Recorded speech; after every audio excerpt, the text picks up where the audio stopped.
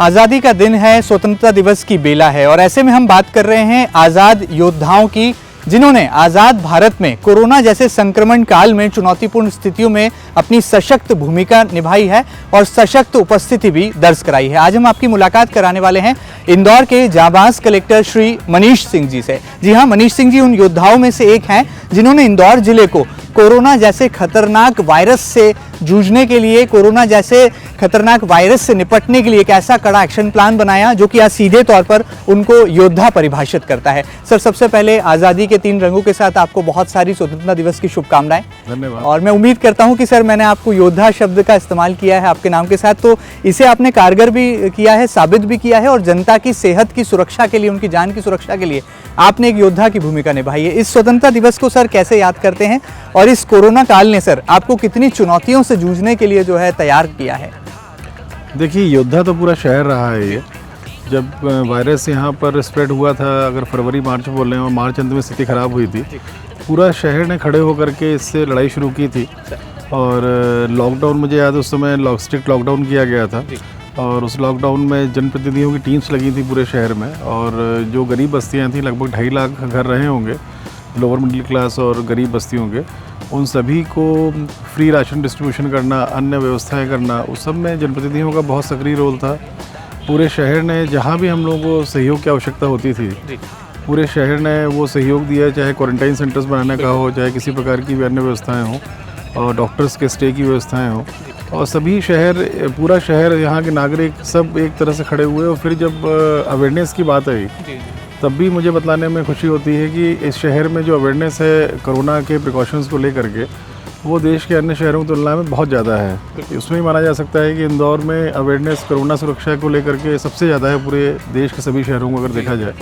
वो अगर आप देखें तो फील्ड में मास्क उपयोग को लेकर के, और उसी को हम लोग और बढ़ा रहे हैं आगे। किस प्रकार से मास्क का सही उपयोग करना है वो बहुत महत्वपूर्ण रहता है इसमें, उसी को हम लोग आगे बढ़ा रहे हैं। सर, कोविड-19 के खिलाफ जंग का पहला शंखनाद ऐसा कहा गया कि जब आपने कलेक्टर की कुर्सी संभाली उस दिन से शुरू हुआ, क्योंकि उसके पहले बहुत सारी ऐसे लापरवाहियां थी जो कि सीधे तौर पर सामने भी आई और देखने में आया कि जो एक मॉनिटरिंग सिस्टम होना था वो कहीं ना कहीं फेल था। लेकिन जैसे ही आपने कमान संभाली, इंदौर जिले में एक जागरूकता, एक स्ट्रिक्ट लॉकडाउन की जो ज़रूरत थी, उसे आपने अमली जामा पहनाया। सर, इस दरमियान कितनी चुनौतियां थी और क्या कभी मन में भय या डर सताया कि जिस चुनौतीपूर्ण हालातों में जिले की कमान आपके कंधों पर सौंपी गई है, उसे उस चुनौतीपूर्ण हालातों से उबारना है, और आज आपने वो करके भी दिखाया? देखिए, शुरू में कोरोना से किस प्रकार से डील करना है, प्रिकॉशंस कैसे लेने हैं, उसका इलाज कैसे होना है, पेशेंट्स का मूवमेंट कैसे होना है, इन सभी के बारे में उस समय सभी देश में, सभी शहरों में एक नया अनुभव था ये, और एक नई एक्टिविटी थी ये, जिसमें कि एक संक्रमित बीमारी से लड़ने की बात थी पूरी। तो शुरू में अस्पतालों में भी वो माइंडसेट नहीं था, मेडिकल फ्रेटर्निटी भी थोड़ा डरी हुई थी, कैसे डील करना है। लोअर जो पैरामेडिकल स्टाफ है उसको भी भय था थोड़ा, और हमारे यहाँ भी सरकारी कर्मचारी अधिकारियों में भी इस बात को लेके भय था कि हम निकलेंगे तो हम भी संक्रमित नहीं हो जाएंगे, वो कॉन्फिडेंस नहीं था। तो ग्रेजुअली फिर वो बिल्डअप हुआ, वो उसमें चूँकि सभी लोग लग के साथ में मिलके काम किए। इंदौर में खासियत ये रही है कि यहाँ जितने भी जनप्रतिनिधि हैं, उन लोगों ने भी बहुत शुरू से ही एक अहम रोल प्ले किया है इंदौर में। इसी वजह से इंदौर जल्दी सेटल हुआ है यहाँ पर। अगर लॉकडाउन को सफल बनाना हो तो उसमें उनका सहयोग था पूरा। अनलॉक करने की प्रोसेस जो थी, लगभग 1.25 महीना लगे होंगे उसमें भी, शहर को अनलॉक करने में। उसमें भी ग्रेजुअली जो अनलॉक किया वो भी जनप्रतिनिधियों के सहयोग से ही हुआ, क्योंकि आम जनता, यहाँ के रहवासी या अन्य जो एक्टिविटी, इंडस्ट्री और इकोनॉमिक एक्टिविटी में जुड़े हुए लोग, उनको कन्विंस करने में जनप्रतिनिधियों ने काफ़ी एक अहम रोल अदा किया। ग्रेजुअली धीरे धीरे चीज़ें सेट हुई। जैसे आज की स्थिति अगर देखते हैं तो बहुत बेहतर हैं। आज मेडिकल फ्रेटर्निटी, आज अस्पताल, पैरामेडिकल स्टाफ, सब जगह उनका माइंडसेट बन गया है। अस्पतालों में कोविड के लिए आइसोलेशन वार्ड्स के साथ साथ बाकी ट्रीटमेंट्स भी मरीजों के हो रहे हैं, जो अन्य कोविड भिन्न मरीज हैं। हम लोगों का सरकारी तंत्र में सिस्टम के तहत पूरा रम चुका है। जो भी पेशेंट्स आते हैं उनकी शिफ्टिंग या उनका आइडेंटिफिकेशन, कॉन्टैक्ट ट्रेसिंग, सैम्पलिंग, सभी में एक सिस्टम से बन गए हैं अब। तो शुरुआती तौर पे सभी जगह, मेरे ख्याल से इंदौर ही नहीं, सभी जगह बड़ी असुविधा रही होगी। सिस्टम्स नहीं बन पाए थे, कैसे लड़ना है वो कॉन्फिडेंस नहीं था। जो सरकारी टीमों में या सेमी गवर्नमेंट टीम्स में, अस्पतालों में कॉन्फिडेंस नहीं था। ग्रेजुअली फिर सभी जगह बिल्डअप हुआ, इंदौर में भी अच्छा हुआ। पर हाँ, इंदौर में माना जा सकता है कि जो मेडिकल फैसिलिटी है, जो निजी अस्पतालों का रोल रहा है, वो बहुत अहम रहा है। और यहाँ डॉक्टर्स ने और निजी अस्पतालों ने अन्य शहरों के मुकाबले देखा जाए तो इस शहर में काफ़ी अच्छी सर्विसेज अपनी दी हैं। सर, एक दिल का सवाल है और चाहूँगा कि दिल से ही सर आप जवाब दें। जब कोरोना फाइटर की आप भूमिका में आए, आपने पहले दिन मैदान संभाला, तो सर जाहिर सी बात है परिवार में भी चिंता का माहौल होता है, और जब आप योद्धा की भूमिका में होते हैं, पूरे जिले को सुरक्षित करना होता है, तो परिवार का सहयोग बहुत महत्वपूर्ण माना जाता है। कितना सर फैमिली सपोर्ट आपको मिल पाया, और दिल का जवाब आपका क्या है कि वाकई में कौन सा वो ऐसा पल था जब आपको लगा कि आपका भी परिवार है, आपको भी अपने आप को सुरक्षित रखना है, कोविड-19 से भी बचाना है और जनता की सेहत का भी पूरा ख्याल रखना है? सर देखिए, अप्रैल का समय था सबसे टफ अगर बोला जाए, शहर के लिए भी, शहर के नागरिकों के लिए भी, और मैं अगर व्यक्तिगत भी मानूं तो अप्रैल का माह था जो थोड़ा टफ था, जिसमें परिवार से तो बात होती थी, कम ही हो पाती थी क्योंकि बहुत उस समय बिजी शेड्यूल था। हॉस्पिटल मैनेजमेंट, पेशेंट हैंडलिंग बहुत बड़ा सब्जेक्ट था एक, फिर टीम्स को संभालना, अपने टीम्स को मोटिवेट करना कि फील्ड में जाएं, काम करें। वो अप्रैल थोड़ा लगा था ऐसा कि कुछ हो सकता है या कोई रिस्क भी है। ग्रेजुअली फिर धीरे धीरे हम लोग मेंटली सेटल हो गए थे उसमें, क्योंकि फील्ड में जाना शुरू कर दिया था, जो बस्तियों में फैला हुआ था वहाँ ही मूवमेंट बहुत हो गए थे। धीरे धीरे कॉन्फिडेंस आया और फील्ड में जाना भी ज़रूरी था, क्योंकि जो टीम काम कर रही थी सर्वे के लिए, वो संक्रमित क्षेत्रों में जा रही थी, घर घर जा रही थी, तो उनको मोटिवेट करने के लिए फील्ड की ऐसी बस्तियों में मूवमेंट भी जरूरी था ताकि वो थोड़ा मोटिवेट हो सके। शुरू में अप्रैल में थोड़ा फील हुआ था ऐसा, बाकी तो फिर ग्रेजुअली सेटल हो गया था पूरा। सर, आप जब कोविड-19 के खिलाफ जंग लड़ रहे थे, तो जाहिर सी बात है कई बार पॉलिटिकल प्रेशर की सिचुएशंस भी बनती हैं, उसको सर कैसे हैंडल कर पाते हैं आप? क्योंकि लगातार देखने में आता है इंदौर एक ऐसा शहर है जहाँ पर राजनीतिक हस्तक्षेप बहुत सी चीज़ों में होता है। ये कौन सा आपके पास मैनेजमेंट फंडा है कि आप सबको साथ लेकर चल पाते हैं, सारे जनप्रतिनिधियों को साथ कर लेते हैं? देखिए, शुरू से ही जब हमने ज्वाइन किया था यहाँ पर 28 मार्च की रात को, 29 और 30 तारीख को सभी जनप्रतिनिधियों से हम लोग मैं मिला था, प्रमुख जनप्रतिनिधि थे, बाकी लोगों से बुला के चर्चा की थी, और हम लोगों ने ये प्रयास किया था कि शुरू से ही सभी से मिल करके चर्चा करके निर्णय लिए जाए। यहाँ के जो लॉकडाउन हुआ था उसके बाद भी एक मीटिंग ली थी। ऑफकोर्स लॉकडाउन मैंने सीधे ही इम्प्लीमेंट किया था, क्योंकि वर्बली सभी जनप्रतिनिधि और जो जनता थी यहाँ की, उन सभी की डिमांड थी कि सख्ती की जाए, मूवमेंट्स को रोका जाए। और जो क्राइसिस मैनेजमेंट ग्रुप हम लोगों ने बनाया था, शुरू में हम लोगों ने एक जनप्रतिनिधियों, क्योंकि की रोल रहता है शहर में, इसीलिए सब लोगों को बुला के, सभी दलों को लोगों को बुला के बातचीत शुरू की थी। ग्रेजुअली फिर वो गवर्नमेंट से भी अप्रूव हुआ, गवर्नमेंट ने भी क्राइसिस मैनेजमेंट समिति का उसको फॉर्मेशन दिया, उसको अथॉरिटी दी, वो रिकॉग्नाइज़ किया। और चूँकि सभी जनप्रतिनिधि डे 1 से इन्वॉल्व थे इंदौर में, इसलिए ऐसे कहीं कोई ऐसी बात नहीं हुई, क्योंकि हम लोग डिस्कस करते थे पूरा, और कहीं अगर कोई इशू आता था तो समझते भी थे वो लोग कि मेडिकल हॉस्पिटल्स की क्या फैसिलिटी है, कोई एक्टिविटी को खोलने से या बंद करने से क्या प्रभाव पड़ेगा, और सब एक मत होकर चले। बट नेचुरल है कि प्रेशर जनप्रतिनिधियों में सीधे रहता है, जनता से जुड़े हुए सीधे जनप्रतिनिधि रहते हैं, तो जनता का कई बार उन पर प्रेशर भी रहता है, और उस प्रेशर के हिसाब से हम लोगों को काम भी करना पड़ता है, और करना भी चाहिए। प्रजातंत्र है, प्रजातंत्र में अल्टीमेटली पॉलिटिकल लीडरशिप का ही महत्व रहता है, क्योंकि जनता को रिप्रेजेंट करते हैं वो। तो पर ऐसा कभी ऐसी स्थिति नहीं निर्मित हुई कि कोई ऐसा दबाव फील हो। हम लोग भी समझते हैं, जनप्रतिनिधि जो रहते हैं, सम्मानित जनप्रतिनिधि, उनको पब्लिक का किस प्रकार से डील करना है, और जो पब्लिक का प्रेशर रहता है वो हम लोग के संज्ञान में भी रहता है, क्योंकि जो प्रेशर्स रहते हैं वो हम लोग तक भी आते हैं। और हमेशा जो भी काम आम जन की भावना के हिसाब से हो, वो हमेशा सक्सेसफुल भी रहता है, और जनप्रतिनिधि सभी आम जन की भावनाओं को भी व्यक्त करते हैं। तो कभी ऐसा लगा भी कि कोई चीज़ हो रही है तो उसमें बहुत ठीक नहीं है, पर जनता की अगर भावना उसमें थी तो हम लोगों ने जनप्रतिनिधियों की बात सुनी है और उनके हिसाब से ही काम किया है इसमें। सर, कोरोना काल ने कई जिंदगियां बदल दी, पूरी दुनिया की दिशा ही कह सकते हैं कि बदल दी।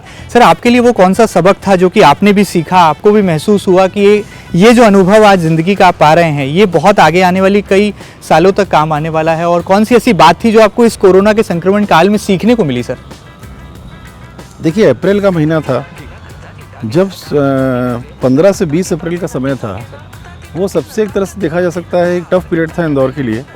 उस समय अस्पतालों की जो कैपेसिटी थी, हम लोग एक एक करके अस्पताल लेते जा रहे थे, वो सब भरते जा रहे थे, वो पेशेंट्स निरंतर आ रहे थे, और लॉकडाउन चल रहा था, फिर भी चीज़ें कंट्रोल नहीं हो रही थी। पर 20 अप्रैल के बाद ग्रेजुअली कंट्रोल हुआ, क्योंकि हम लोग सारे अस्पतालों को कोरोना के अस्पताल में कन्वर्ट भी नहीं कर सकते थे। अन्य अस्पताल, अन्य प्रकार की बीमारियां लाखों की आबादी में, वो भी इम्पोर्टेंट था कि हम लोग उनको भी मेंटेन करें, बाकी अस्पतालों को। तो एक वही पीरियड था कि जब लग रहा था कि प्रकृति से प्रकृति ही बचा सकती है। वो वक्त था 15 से 20 अप्रैल का, और इंसान प्रकृति के आगे बहुत कमज़ोर रहता है।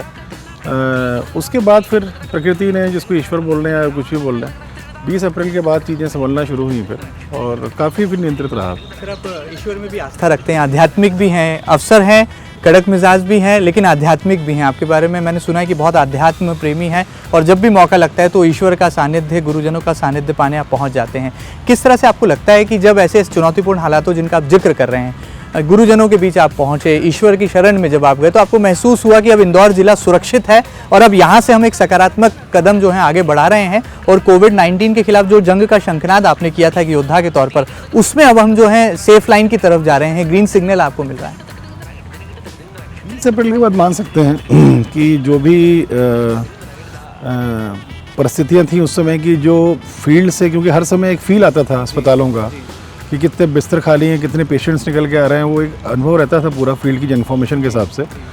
वो 20 अप्रैल के बाद ऐसा लगना शुरू हुआ कि हाँ चीज़ें नियंत्रित हो जाएंगी। 15 तारीख तक तो काफ़ी प्रेशर था और 20 अप्रैल के बाद लगा था कि अब संभलना शुरू हो जाएगा, और वो संभलना भी, उसके बाद संभलना शुरू भी हुआ था।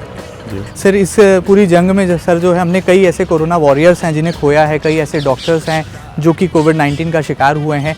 जब आपको ऐसा कभी कोई पल आया जब आपको इमोशनली लगा कि आपकी टीम के जो लोग हैं, जो सदस्य फ्रंट लाइन वॉरियर्स हैं, वो अफेक्ट हो रहे हैं और उनके लिए कोई और ठोस प्लान बनाना चाहिए? हालांकि आपने कई सारे बड़े फैसले भी लिए और मैं बिल्कुल कहना चाहूँगा कि डायनामिक डिसीजंस की जहाँ ज़रूरत थी आपने उससे लिया और उससे क्रियान्वित करके भी दिखाया। तो कोई ऐसा पल, इमोशनल पल इंदौर कलेक्टर साहब के इस काल का कि जो आप साझा करना चाहेंगे इंदौर की जनता से, मध्य प्रदेश के दर्शक? एक समय था जब हमारे टीआई जूनी इंदौर की डेथ हुई थी और उसके बाद फिर कुछ डॉक्टर्स भी संक्रमित हो रहे थे, हमारे कुछ रेवेन्यू के टीम भी हम लोग संक्रमित हो रही थी। उस समय हम लोगों ने चौथराम अस्पताल में एक बेड्स रिजर्व किए थे, जो सरकारी तंत्र के लोग लगे थे उनके लिए भी और डॉक्टर्स के लिए भी, और उसका काफ़ी फ़ायदा हुआ था। उसमें लोगों को भरोसा बहुत बना था। जो एक अगर कांस्टेबल भी हो रहा था तो हम लोग चौथराम भेज रहे थे उसको, हमारा पटवारी हो रहा था उसको भी भेज रहे थे, डॉक्टर्स भी जा रहे थे। कई डॉक्टर्स हुए संक्रमित इस दौरान, अपन ने बहुत अच्छे डॉक्टर्स भी खोए इसमें। एक इंडेक्स के डॉक्टर जोशी थे, वो भी इसमें शहीद हुए वो, और उन्होंने वाकई बहुत सेवा की थी उन्होंने। तो हुआ, पर उस समय अस्पतालों की सुविधा कर दी थी हम लोगों ने, तो उससे काफ़ी फिर ठीक भी हुए लोग। कुछ हमारे सफाई कर्मचारी, 2 सफाई कर्मचारी भी इसमें खोए उसी पीरियड में, अप्रैल और मई के पीरियड में, और उनको फिर हम लोगों ने जो मुख्यमंत्री कोविड योद्धा योजना है उससे 50 लाख रुपए भी उनके अकाउंट में डाले थे उनके परिजनों के। ऑफ कोर्स पैसा इस तरह की जीवन के आगे पैसे की कोई मूल्य रहता नहीं है, फिर भी एक सांत्वना उनके परिवार को मिली उस संबंध में। पर ट्रीटमेंट के मामले में हम लोगों ने प्रिकॉशंस ले लिए थे, और ट्रीटमेंट के जो प्रिकॉशंस लिए थे सरकारी तंत्र के लिए या डॉक्टर्स के लिए, उसका काफ़ी अच्छे नतीजे रहे। उसके एक भरोसा आया टीम को कि हम सुरक्षित रहेंगे। हम आज़ादी का दिन है, ऐसे में सबको उम्मीद है कि कब हमें ये कोविड-19 से आज़ादी मिलने वाली है। हालांकि वैक्सीन की दिशा में ज़रूर सकारात्मक कदम बढ़े हैं। आपको क्या लगता है, कब लगता है कि इंदौर जो ज़िला है, हालांकि रोज़ाना जो आंकड़ों का क्रम आने का जो सिलसिला है वो जारी है, लेकिन उसके बावजूद क्या कोई उम्मीद की किरण आपको नज़र आती है कि हम कोविड-19 का ज़ीरो देख पाएंगे? एक दिन ऐसा भी आएगा और हम उसके करीब बढ़ रहे हैं, ऐसी उम्मीद है आपको लगती है? क्योंकि अब तो पूरा शहर अनलॉक है सर, लेकिन नियमों के साथ। देखिए, स्थिति इंदौर के नियंत्रण में है, भले संख्या आती रहेगी। हम लोगों ने अस्पतालों की एक जो व्यवस्था बनाई है उसमें इन आंकड़े जो अभी आ रहे हैं उससे कोई चिंता करने की बात नहीं है। ग्रेजुअली बहुत तेज़ी से हर्ड इम्यूनिटी भी बन रही है। कई मोहल्ले हमारे ऐसे हैं जहाँ से केसेस आना बंद हो गए हैं, वैक्सीन्स आ रही हैं, जैसे रशिया ने अभी किया है कि हमने वैक्सीन बना ली है। ऑफ कोर्स पर इंडियन टेरिटरी में जब यूके से, यूरोप से या यूएसए की कोई वैक्सीन आएगी तो मुझे लगता है ज़्यादा विश्वास होगा लोगों को उस समय।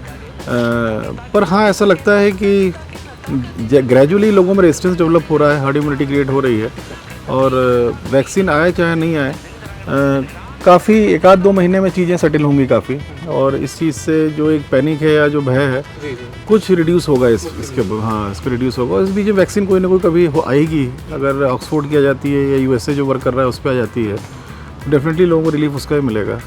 सर एक टेक्निकल सवाल था सर, सीरो सर्वे आपने शुरू किया और इंदौर सर ऐसा जिला है जो कि अग्रणी माना जा रहा है इस दिशा में कदम बढ़ाने के लिए। किस तरह का ये पूरा फॉर्मेट है सर, और इंदौर की वो जनता जो जागरूक ज़रूर है लेकिन इस सीरो सर्वे को लेकर भयभीत भी है, डर की एक भावना भी है, तो किस तरह से आप उनका डर दूर करेंगे और तकनीकी तौर पर इसे आप कैसे परिभाषित करेंगे सर? सीरो सर्वे केवल ये बतलाती है कितने % लोगों में एंटीबॉडीज़ क्रिएट हो गई हैं, और ये एक जस्ट एक एनालिसिस है सिटी की कि इतने समय से अगर कोरोना चल रहा था, मान लीजिए अगर अपन मानते हैं कि फरवरी से फैल रहा था, तो इतने महीनों में क्या लोगों में इम्यून सिस्टम के तहत या एंटीबॉडी क्रिएशन के तहत कोई आगे काम हुआ है कुछ, और उसका एक बेसिकली जजमेंट है, एक एनालिसिस है, एक स्टडी है। इसमें कोई भयभीत होने की बात नहीं है। एक हर समय एक जिज्ञासा रहती है लोगों की कि आज हमारे शहर में कितने % हर्ड इम्यूनिटी क्रिएट हुई है। उसके तहत वार्ड के एक रैंडम सैम्पलिंग करके जो वार्ड की पॉपुलेशन है जो नगर निगम के रिकॉर्ड में दर्ज है, वहाँ रैंडमली सेलेक्ट करके लोगों को लगभग 7,000 लोग पूरे लिए गए हैं पूरे शहर में। 7,000 लोगों का 85 टीम्स बना करके और उनका सर्वे किया जा रहा है, वार्ड वाइज सैम्पलिंग की जा रही है।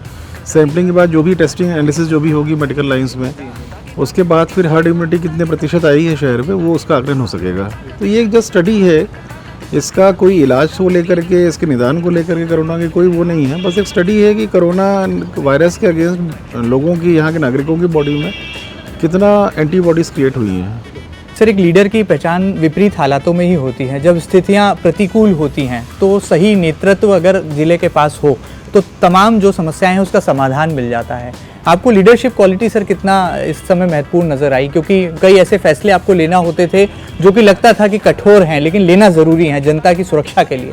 तो ऐसे फैसले लेने में आपको कितना सरकार से और खासतौर पर मुख्यमंत्री माननीय शिवराज सिंह चौहान जी की तरफ से सपोर्ट मिला?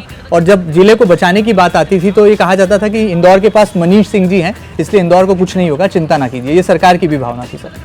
देखिए, सीएम साहब तो रेगुलर डेली मॉनिटरिंग करते थे, फ़ोन कॉल्स के माध्यम से भी मॉनिटरिंग कर रहे थे, खासतौर अप्रैल और मई की बात करें अगर, और रेगुलर उनकी वीडियो कॉन्फ्रेंसिंग होती थी जिसमें कि चर्चाएं होती थी, पूरा सरकार उसमें बैठी रहती थी वीडियो कॉन्फ्रेंसिंग में।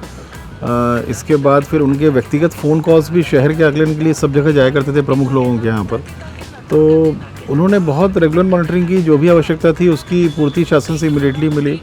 जो भी निर्णय होते थे उसमें चूँकि जनप्रतिनिधियों की भागीदारी रहती थी, वो भी समझते थे उस बात को, इसलिए कठोर निर्णय में भी जनप्रतिनिधियों का हमेशा सपोर्ट रहा। उनको बतला के लिया गया, चर्चा करके लिया गया और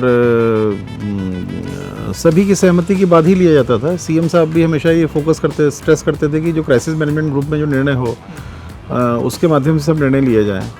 और चूँकि कठोर निर्णय में भी क्राइसिस मैनेजमेंट ग्रुप के सभी सदस्यों की सहमति रहती थी, उसके पालन में कभी दिक्कत नहीं हुई, इसको लेकर कभी कंट्रोवर्सी नहीं हुई और हमेशा सही रहा। शहर के लिए ज़रूरी भी था। थोड़ा लगता है, तकलीफ़ होती है लोगों को कि बंद है या पर्टिकुलर एक्टिविटी बंद है। तकलीफ़ होना स्वाभाविक भी है क्योंकि हर एक्टिविटी इकोनॉमिक एक्टिविटी के रूप में रहती है।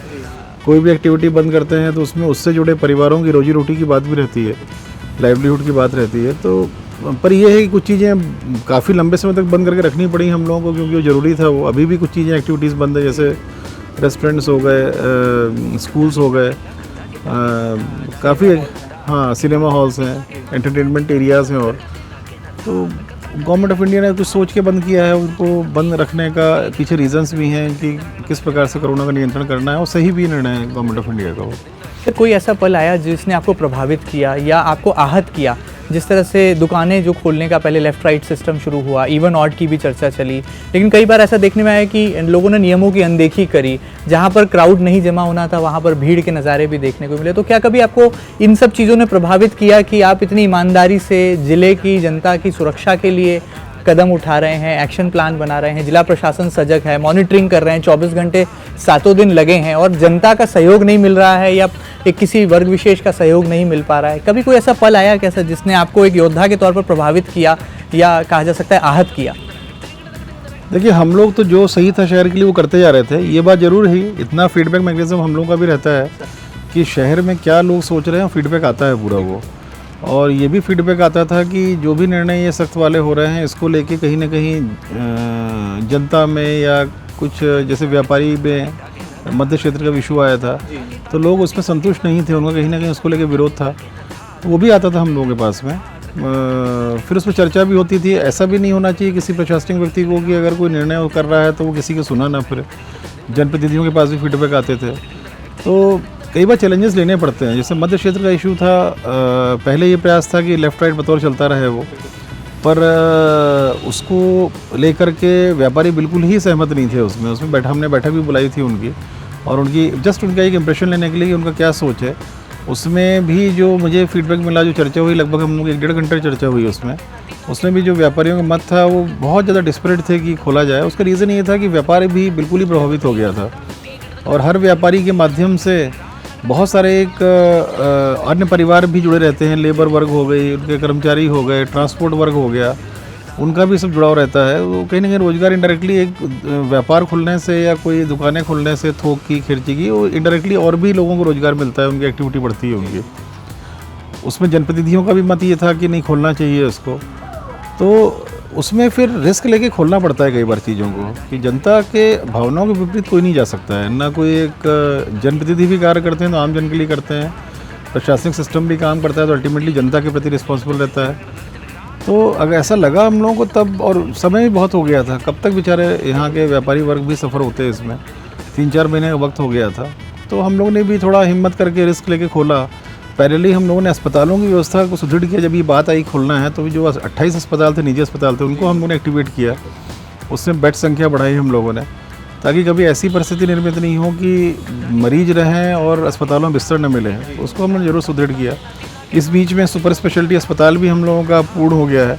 कुछ काम चल रहे हैं इस समय, चूँकि अभी तात्कालिक आवश्यकता नहीं है, बिल्कुल रेडी स्थिति में रखा है उस अस्पताल को। और चूँकि अभी एकदम से आवश्यकता नहीं, इसलिए हम लोग जो बचे हुए काम है उसको भी करवा रहे हैं वहाँ पर। 550 बेड का हमारे पास वो अस्पताल भी है जिसको कभी भी हम लोग चालू कर सकते हैं। तो इन सब को देखते हुए फिर हम लोगों ने सोचा कि नहीं, अब खोलना चाहिए शहर को। व्यापारी वर्ग की संतुष्टि भी इम्पोर्टेंट है क्योंकि उससे इकोनॉमिक एक्टिविटी जुड़ी है। हाँ, जन भावना भी है, जनता की भावना के अनुरूप ही काम करना चाहिए, क्योंकि अब उनके भावना के अनुरूप काम नहीं करेंगे तो सफल भी नहीं होता है फिर वो एक्टिविटी जो है। तो पब्लिक पार्टिसिपेशन की आपने बात की है, मेरे जहन में एक सवाल ये था कि जनता तो आपको डिस्टिंक्शन के साथ पास कर रही है अब तक के आपके कार्यकाल को, जिस तरह से कोरोना काल को आपने जिया है एक योद्धा बनकर। जनता को सर कितने नंबर देंगे 10 में से आप, क्योंकि जनता का सहयोग और जनता की सहभागिता ये दोनों बहुत ज़रूरी थी जिला प्रशासन की सफलता के लिए, और जनता ने बखूबी दी भी तो है। तो इस स्वतंत्रता दिवस पर सर इंदौर कलेक्टर मनीष सिंह जी के रिपोर्ट कार्ड में जनता को कितने नंबर मिल रहे हैं? कि मैंने आपसे अभी बोला था कि जो अवेयरनेस इंदौर में है वो मैं बोल सकता हूँ कि देश के सभी शहरों में सबसे अच्छी अवेयरनेस इंदौर की जनता में है। तो डेफिनेटली अगर ये देखा जाए कि जनता कितना सहयोग था, आपने अप्रैल मई देखा, जनता ने जैसा बोला बेचारी वैसा घर में रही वो, और बहुत कठिन रहता है घर के अंदर रहना। फिर उसके बाद अगर मास्क को लेके बोला तो मास्क को लेके भी जनता में अवेयरनेस है। ये ज़रूर है कि कुछ गैप्स हैं, मास्क नीचे करके बात करना या भीड़ में सोशल डिस्टेंसिंग की बात इसलिए बहुत ज़्यादा नहीं कर रहे हैं इस समय हम लोग कि भारतीय परिवेश में सोशल डिस्टेंसिंग को हर समय रखना बहुत मुश्किल काम है। इसलिए हम लोग फोकस ज़्यादा ये कर रहे हैं कि मास्क पहन कर रहें जहाँ भीड़ भाड़ वाले इलाके हों, और जो भी पास में व्यक्ति हो दोनों व्यक्तियों मास्क ठीक से पहन के आपस में संवाद करें। मास्क उतार के संवाद करना और सोशल डिस्टेंसिंग नहीं है, बड़ा खतरनाक रहता है संक्रमण के पॉइंट ऑफ व्यू से। उसमें भी जनता ने बहुत अच्छा एक प्रयास किया। सारे हमारे जितने ट्रेडर एसोसिएशंस हैं उनमें भी अवेयरनेस बहुत है इस मामले को लेके, खुद अपने प्रयास कर रहे हैं वो। और अगर अपन देखें इस मामले में तो इसमें भी जो अवेयरनेस के मामलों में, जनता के सहयोग देने के मामले में, जनता के पेशेंस के मामले में, मेरे ख्याल से तभी इंदौर आज एक नॉर्मल सिटी की तरह इस समय चल रहा है। भले पेशेंट संख्या आ रही है 150 के आसपास रहती है, पर फिर भी अपन शहर को एक सामान्य गतिविधि के रूप में लोग उसको कर रहे हैं। उससे ये माना जा सकता है कि जनता की तरफ से पूरा 100% सहयोग रहा है हर चीज़ में। कभी ऐसा कुछ हुआ नहीं जिसमें कि जनता ने सहयोग ना दिया हो। सर मैं एक बहुत प्रमाणित तरीके से कह सकता हूं कि इंदौर को देश का स्वच्छ शहर बनाने में आपकी महती भूमिका रही। स्वच्छ भारत का सबसे स्वच्छ शहर यदि इंदौर बना है तो आपके निगम कमिश्नर कार्यकाल के दौरान बना है। आने वाले कल में क्या हमारा ये भी सपना पूरा होगा कि हम स्वच्छ भारत के सबसे स्वच्छ शहर के साथ स्वस्थ शहर भी बना पाएंगे और स्वच्छ इंदौर के साथ स्वस्थ इंदौर का नारा भी आने वाले कल में बुलंद करेंगे? जिस प्रकार से अपन देख रहे हैं अब हम लोग अवेयरनेस को, मास्क उपयोग के सही तरीक़ों पे फोकस कर रहे हैं कि किस प्रकार से मास्क का उपयोग सही तरीके से करना है। अगर वो हो जाता है, सिंगापुर में यूनिवर्सल यूज़ है मास्क का। सिंगापुर अगर आप देखेंगे तो 100% व्यक्ति जब घर से बाहर निकलता है तो मास्क पहनना मस्ट है उसके लिए। उसी वजह से वहाँ पर संक्रमण का फैलाव एकदम थम गया है पूरा। उस मान से देखा जाए तो इंदौर अभी भी, अगर देश के अन्य शहरों से तुलना करेंगे आप, तो इंदौर एक ऐसा शहर है जिसमें कि मास्क का उपयोग रिलेटिवली अगर इंडिया में किसी शहर में हो रहा है यूनिवर्सल तरीके से तो इंदौर में ही हो रहा है।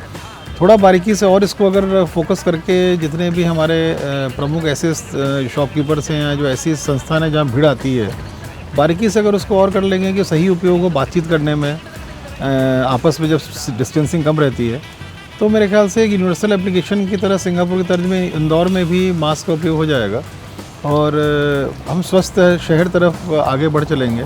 आज भी बहुत नियंत्रित है, अगर देखा जाए 150 पौने 200 केसेस आना है, पूरा शहर खुला हुआ है और वो काफ़ी नियंत्रित चल रहा है शहर अभी। तो ये जनता के लिए जाने वाले प्रिकॉशंस के कारण ही है ये सब चीज़ें।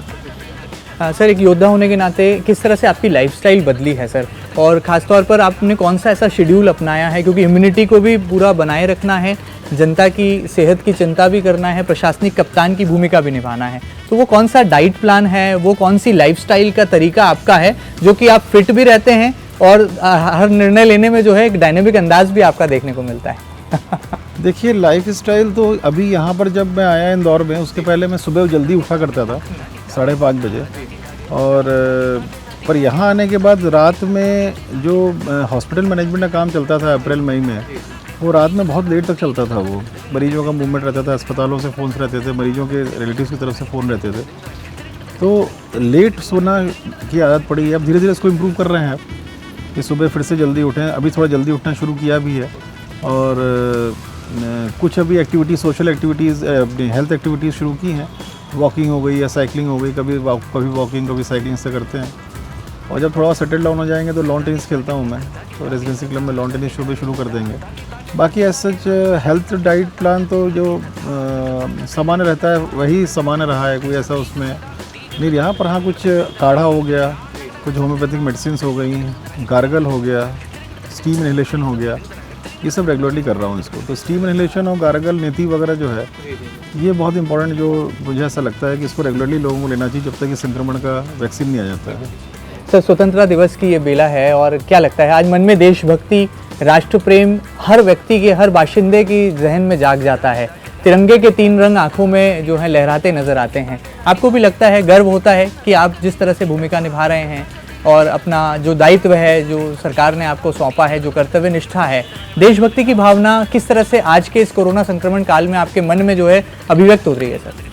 देखिए, आप जिस भी जगह भी हैं आप, और उसमें जो भी आपका दायित्व है, अगर उसको आप सही निभाते हैं सिस्टम के प्रति या आम जनता के प्रति, और उसमें एक परफॉर्मेंस ओरिएंटेड अगर वर्किंग होती है, तो देशभक्ति उसी में मानी जाती है कि आप देश के प्रति ही काम कर रहे हो। आपको, आपकी कोई भी एक्टिविटी हो, आपका कोई भी कृत्य हो जो एक समाज के लिए और शहर के लिए, सिस्टम के लिए फ़ायदा दे, चाहे इकोनॉमिक एक्टिविटी के रूप में हो, चाहे स्वच्छता को लेके हो, चाहे स्वस्थ एक हेल्थ पैरामीटर्स को लेके हो, तो वो देशभक्ति और देश के लिए ही सब एक एक्टिविटी रहती है।